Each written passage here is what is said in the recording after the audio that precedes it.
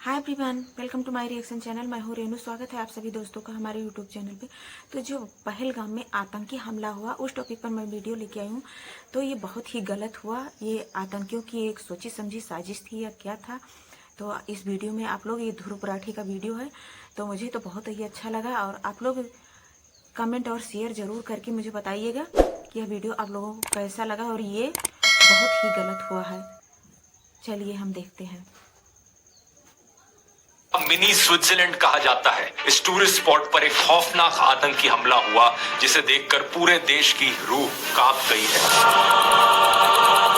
अभी तक की जानकारी के अनुसार इस आतंकी हमले में कम से कम 26 लोगों की जानें जा चुकी हैं, 17 लोग इंजर्ड हैं और मृतकों में से सभी 26 लोग मेल्स थे। इस हाई ऑल्टीट्यूड लोकेशन पर केवल पैदल या खच्चर पर बैठ के पहुंचा जा सकता है, इसलिए रेस्क्यू ऑपरेशंस के लिए हेलीकॉप्टर का इस्तेमाल किया गया, जबकि लोकल्स खच्चरों की मदद से इंजर्ड लोगों को वहां से वापस लाए। कम से कम 12 टूरिस्ट को पहलगाम हॉस्पिटल में एडमिट करवाया गया और डॉक्टर्स ने कहा है कि अब ये 12 लोग स्टेबल कंडीशन में हैं। इस आतंकी हमले में लोगों को उनके रिलीजन के आधार पर टारगेट किया गया। एक विक्टिम मुस्लिम थे, सैयद आदिल हुसैन शाह, जो पहलगाम के ही लोकल थे, वहां खच्चर चलाने का काम करते थे। इनके अलावा एक क्रिश्चियन थे और बाकी 24 लोग जो मारे गए वो सब हिंदू थे, जो अलग अलग जगह से आए हुए टूरिस्ट थे। जैसे कि जयपुर के 32 साल के नीरज उदवानी, जो यूएई में काम करते थे। ये छुट्टियों के लिए घर आए हुए थे। अपनी पत्नी के साथ पहले शिमला में एक शादी अटेंड की और फिर बाद में कश्मीर घूमने गए थे। ऐसे ही एक विक्टिम नेपाल से थे, सुदीप न्यूपड़े। इसके अलावा आईएएफ, आईबी और नेवी के ऑफिसर्स। अरुणाचल से आए हुए इंडियन एयरफोर्स कॉर्पोरल तागे हेलियांग, इंटेलिजेंस ब्यूरो के सेक्शन ऑफिसर मनीष रंजन, जो एलटीसी लेकर बिहार से यहाँ घूमने आए थे अपनी पत्नी और 2 बच्चों के साथ। हरियाणा के 26 साल के इंडियन नेवी लेफ्टिनेंट विनय नारवाल, केवल 6 दिन पहले उनकी शादी हुई थी। ये अपनी पत्नी के साथ हनीमून मनाने आए थे, एक ऐसा हनीमून जिसके बाद इनकी पत्नी वापस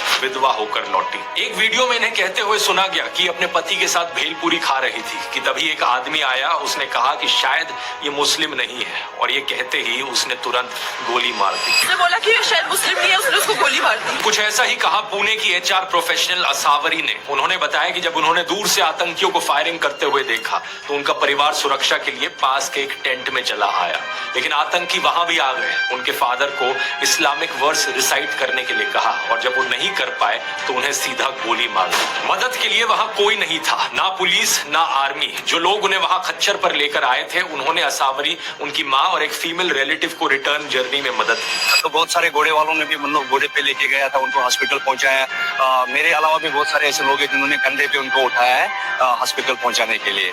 बाद में करीब 20 मिनट बाद इंडियन आर्मी वहां पहुंची और उन्हें रेस्क्यू किया।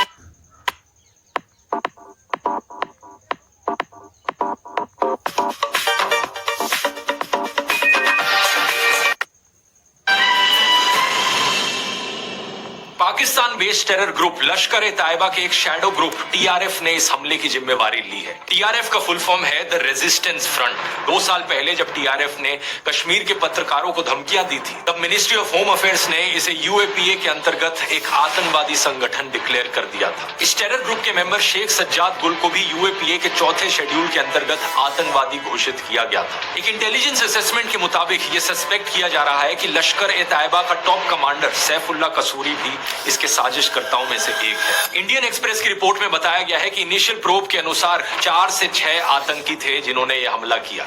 आई विटनेसेस के स्टेटमेंट्स के आधार पर जम्मू एंड कश्मीर पुलिस ने अटैक करने वाले 3 पाकिस्तानियों के स्केच भी रिलीज कर दिए हैं। एक सरकारी सोर्स ने द हिंदू को बताया कि हमलावरों में से 2 ऐसे कश्मीरी युवाओं के होने का शक है जो 2018 में पाकिस्तान चले गए थे। अनंतनाग का आदिल गुरी और पुलवामा का एहसान। सरकारी सूत्रों ने बताया कि इन्होंने रिसेंटली पाकिस्तानी आतंकियों के साथ इन्फिल्ट्रेशन की और इनके मूवमेंट के बारे में कुछ इनपुट्स मौजूद थे। टाइम्स ऑफ इंडिया में राजशेखर झा की रिपोर्ट में एक सूत्र के हवाले से कहा गया कि पहले से इनपुट्स थे कि अप्रैल के पहले हफ्ते में आतंकियों ने कुछ होटलों का पूर्व परीक्षण किया था, इसलिए कोई इंटेलिजेंस फेलियर नहीं था। इंटेलिजेंस इनपुट्स होने के बावजूद अटैक हो गया। इससे दोस्तों पुलवामा हमले की याद आती है, जून 2019 में minister of state for home affairs G Kishan Reddy ने राज्यसभा को बताया था कि कोई इंटेलिजेंस फेलियर नहीं था। बाद में फ्रंटलाइन की एक इन्वेस्टिगेशन ने भी ये रिवील किया था कि 2 जनवरी से लेकर 13 फरवरी के बीच में 11 इंटेलिजेंस इनपुट्स थे। ये बता रहे थे कि कोई किसास हमला हो सकता है, यानी बदला लेने के लिए स्ट्राइक हो सकती है। पुलवामा हमले के बाद जब इन्वेस्टिगेशन हुई तो मुदासिर अहमद खान को पुलवामा हमले का मास्टरमाइंड पाया गया। उससे रिलेटेड भी 2 इंटेलिजेंस इनपुट्स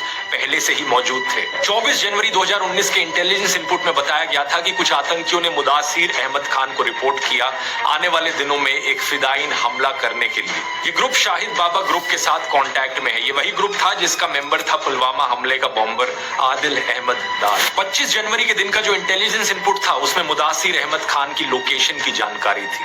बोल्ड लेटर्स में यह बताया गया था कि 4 फॉरेन मर्सनरीज के साथ मुदासिर खान को स्पॉट किया गया है मिदूरा और लाम त्राल विलेजेस में। इस इनपुट में भी कहा गया था कि एक अटैक की प्लानिंग चल रही है जो अवंतीपोरा या पंपोर में किया जा सकता है। ये इलाके पुलवामा से केवल 16-17 किलोमीटर दूर है। इमेजिन करो दोस्तों, पुलवामा हमले से पहले भी मुदासिर एक नॉन आतंकवादी था जो 2017 में सीआरपीएफ कैंप पर हुए अटैक के कनेक्शन में वांटेड था। 12 फरवरी के एक इनपुट को तो मार्क किया गया था top secret, matter most urgent. इसमें एक ट्विटर हैंडल शाह GET 313 के बारे में जानकारी थी कि इसे पाकिस्तान के जैश मोहम्मद हैंडलर्स चला रहे हैं। इसने हिंट दिया था कि जम्मू एंड कश्मीर में सिक्योरिटी फोर्सेस के रूट पर IED ब्लास्ट कैरी आउट किया जा सकता है। साथ में एक वीडियो भी था जिसमें IED ब्लास्ट को डेमोन्स्ट्रेट किया गया था। 13 फरवरी के इंटेलिजेंस इनपुट में भी ऐसी ही एक फाइनल वार्निंग थी, लेकिन इसके बावजूद भी दोस्तों 2500 से ज्यादा जवानों को एयरलिफ्ट नहीं करवाया गया। इकट्ठे ही एक ही कॉन्वॉय में भेज दिया गया और सीआरपीएफ के फॉर्मर IG ने बाद में इसे लेकर एतराज भी जताया था। 2547 को भेजना और 78 व्हीकल्स एक कॉन्वॉय में लगाना, वो मुझे लगता है टेक्निकली ठीक नहीं। सोचकर देखो दोस्तों, इतने डिटेल्ड इंटेलिजेंस इनपुट्स होने के बावजूद भी पुलवामा हमला हो गया। कैसे हुआ? सवाल ये उठता है। मुझे तो पता नहीं, क्या आपको पता है? अगर मुझे नहीं पता, आपको नहीं पता, तो किससे पूछना चाहिए कि चूक कहां हुई? मुझे जवाब दीजिए। ये जो आतंकवादी हैं, उनके पास शस्त्र और बारूद कहां से आता है? वो तो विदेश की धरती से आता है और सीमाएं संपूर्ण रूप से आपके कब्जे में है। सीमा सुरक्षा बल आपके कब्जे में है कि विदेशों से घुसपैठ भी आते हैं, घुसपैठ के आतंकवादियों के रूप में आते हैं, आतंकवादी घटनाएं करते हैं, भाग जाते हैं। प्रधानमंत्री जी, आप मुझे बताइए, सीमाएं आपके हाथ में है, पर्सनल सिक्योरिटी आपके हाथ में है, BSF सेना सब आपके हाथ में है, नेवी आपके हाथ में है, ये विदेश से घुसपैठ के कैसे घुस जाते हैं? कोई भी समझदार इंसान, कोई भी समझदार बच्चा तक ये समझ सकता है कि देश की सुरक्षा चुनी हुई सरकार की जिम्मेवारी है।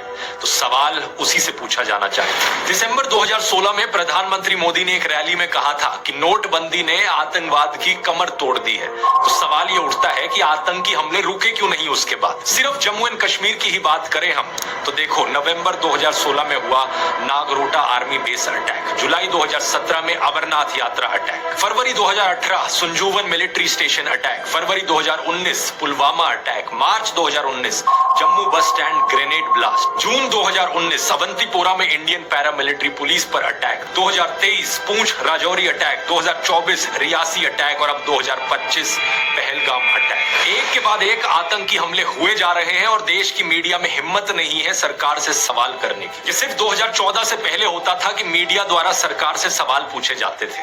फिल्में भी आप देखोगे, अ वेंसडे जैसी फिल्में बनाई जाती थी जिनमें सरकार से आतंकवाद पर सवाल पूछे जाते थे। इसीलिए हम सरकार चुनते हैं कि वो मुल्क चलाए। आप लोग सरकार, पुलिस फोर्स, इंटेलिजेंस सक्षम है इस तरह के पेस्ट कंट्रोल के लिए, लेकिन आप लोग कर नहीं रहे। मैं चाहता हूं कि अगर मेरा बच्चा घर से बाहर निकले तो बेखौफ घूमे, कहीं भी, कभी भी, ट्रेन में, बस में, कहीं भी। उस जमाने में जनता मिलकर प्रोटेस्ट करती थी और नेता अपनी गलती मानते हुए इस्तीफा भी दे देते थे। जैसे कि मुंबई के 26/11 अटैक के बाद होम मिनिस्टर शिवराज पाटिल ने पब्लिक डिमांड के चलते हुए इस्तीफा दिया था और महाराष्ट्र के मुख्यमंत्री विलासराव देशमुख ने भी इस्तीफा दिया था। मैं ये नहीं कह रहा कि इस्तीफा देकर उन्होंने कोई महान काम कर दिया, दिया। बात यह है कि किसी भी फंक्शनिंग डेमोक्रेसी में ये एक बेसिक बात है और अब उस बेसिक कॉमन सेंस को हमारा देश खो चुका है। अब इस नए भारत में अर्नब गोस्वामी जैसे नमूने को देखिए। अर्नब गोस्वामी इस पहलगाम अटैक के लिए सुप्रीम कोर्ट को जिम्मेवार ठहरा रहा है। There was no need, in my view, for the Supreme Court to waste time getting into whether 370 abrogation was valid or not. It was a waste of time because, with the greatest of respect to the judges, they will not take responsibility for the security situation. ये वही नमूना है जिसकी WhatsApp chat leak हुई थी और जिसने पुलवामा हमले के बाद व्हाट्सएप पर मैसेज लिखा था, this attack we have won like crazy. Pulwama attack के बाद सबसे पहले कवरेज कर लेने का ये जश्न मना रहा था। गोदी मीडिया एंकरों से इतनी सिंपल बात नहीं पूछी जा रही कि जिस जगह इतने सारे टूरिस्ट जमा थे वहां प्रॉपर सिक्योरिटी क्यों नहीं थी। आज तक चैनल के कॉरेस्पॉन्डेंट ने ये कहने की कोशिश की तो उनकी बात को बीच में ही काट दिया गया। ये मजाक नहीं है। 2000 टूरिस्ट किसी एक पिकनिक स्पॉट पे हैं, वहां पर ना ही पुलिस बल की कोई तैनाती, ना ही सुरक्षा बल की कोई तैनाती। हम देखते हैं जब अमरनाथ यात्रा होती है। ये सवाल एक बच्चा तक पूछ रहा है। सरकार तो गई हुई है, मतलब इतना बड़ा आतंकवादी का हमला हुआ, उन्हें कुछ पता ही नहीं है। इधर पूरी नीचे पूरे आर्मी का बेस है, उन्हें पता ही नहीं है। दोस्तों, अब 10 दिन पहले की ये रिपोर्ट देखिए। डिफेंस मिनिस्ट्री ने पार्लियामेंट की स्टैंडिंग कमेटी को बताया कि आर्मी में ऑफिसर्स का करंट नंबर है 42,095, जबकि ऑथराइज्ड स्ट्रेंथ है 50,530।